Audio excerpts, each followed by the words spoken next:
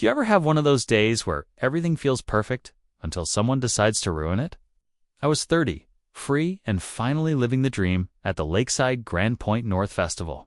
Music in the air, the lake sparkling, my whole weekend set. And then bama, $500 fine slapped on my windshield by the HOA president herself. A woman in a pink suit, smug as a queen, telling me I didn't belong. Right there, I knew this wasn't about parking. It was about power. And if she thought she could ruin my festival or my life, she had no idea who she was messing with.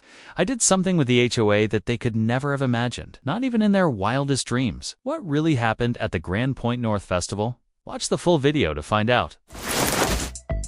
Have you ever had one of those days where you wake up and swear the universe finally owes you a win? That was me. 30 years old, independent, no family dragging me down, no boss breathing down my neck. It's just me, the open sky, and a weekend eye. It's circled on my calendar in fat red ink. The Grand Point North Festival. If you don't know it, imagine this. A lakeside paradise. Music thundering across the water, laughter rolling through the trees. Food trucks filling the air with smells that make you question your entire diet. It's the kind of festival where people lose themselves for a weekend and come back believing life is good again. That was the dream. That was my dream. And for once, I could afford it. Ticket in hand, cooler in the trunk, car humming down the road with my favorite playlist blasting. I could practically hear the crowd before I even pulled into the lot. I parked, stepped out, stretched my arms, wide like I was embracing the whole damn universe. The lake sparkled like it was in on The Secret. The music from soundcheck echoed across the field. My chest swelled. This was it. It's my moment, and then, smack. An envelope slapped against my windshield so hard, I thought the glass might crack. Bright orange, bold black letters, violation $500 fine. I blinked. I laughed. I blinked again. A parking fine. At a festival where parking was literally free? I looked around, expecting to see a hidden camera crew, maybe some prank show catching me off guard. But no.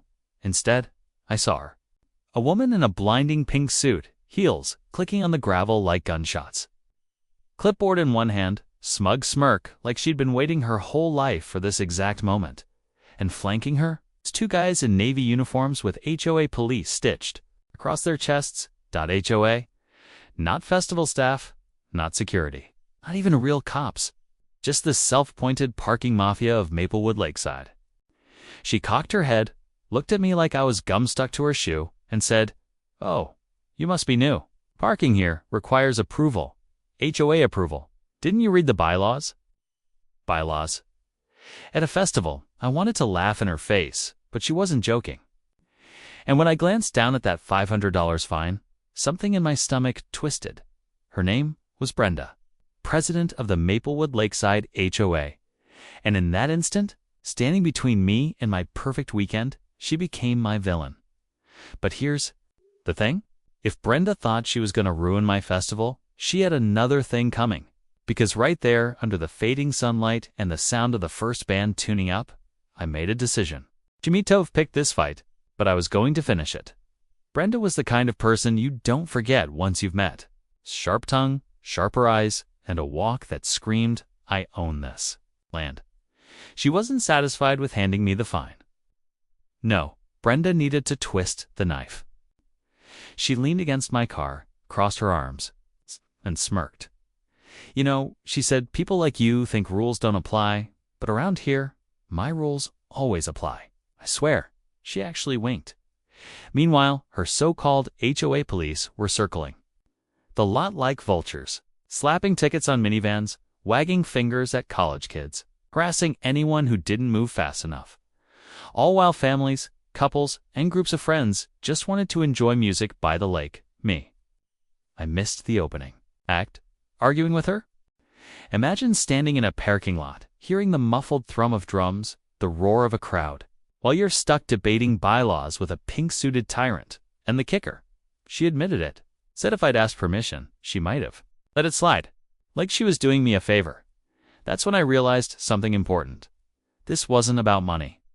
Brenda wasn't protecting the community. She was feeding off it, feeding off control, and if I didn't push back, she'd just keep steamrolling people like me. So I made a promise to myself. Brenda wanted to play queen of the parking lot. Fine. I'd make sure she lost her crown. Most people would have just paid. Maybe grumbled. Maybe written a mean Facebook post. Not me. I went full detective. Step 1. Surveillance. I set up cameras around my house, documented every letter, every so-called violation Brenda tried to pin on me. The HOA had rules, sure, but Brenda's rules, those were different. Those were personal. I was going to prove it. Step 2. Neighbors. I knocked on doors, one by one. At first, they hesitated, scared to speak.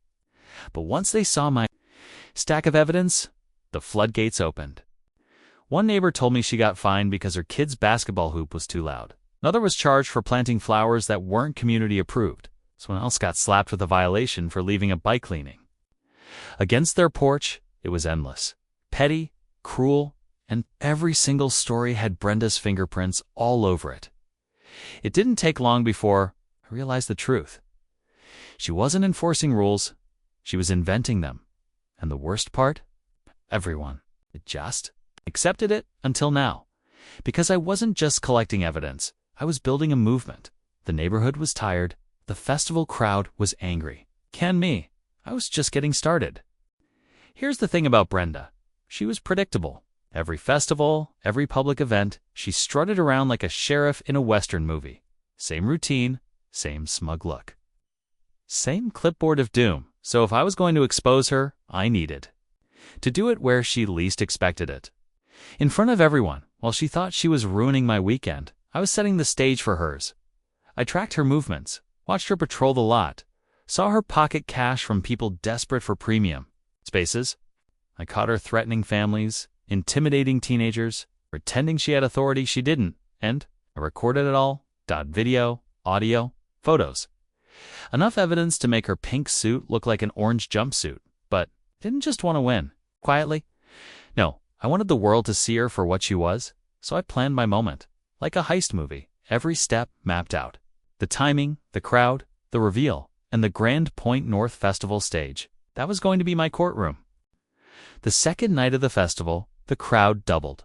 Music blared, lights strobed, whole lakeside vibrating with energy, and there she was. Brenda, clipboard in hand, heels clicking, face smug as ever.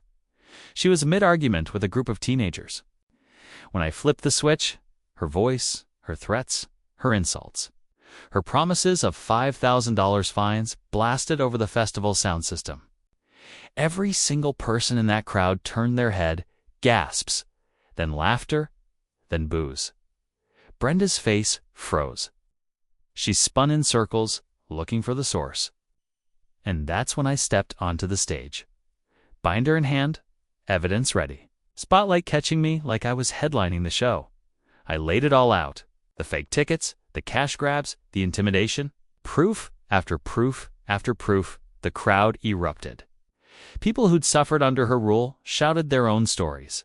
Parents, neighbors, festival goers, everyone piled on. And Brenda, she crumbled in.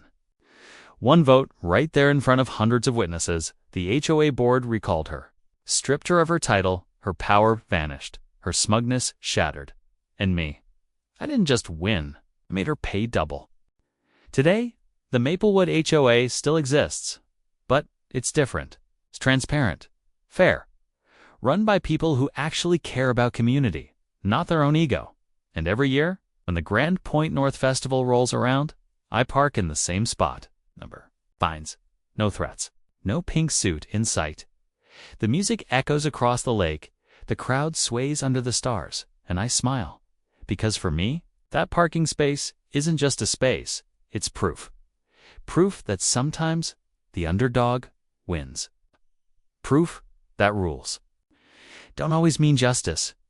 Proof that standing up, even when you're outnumbered, can change everything.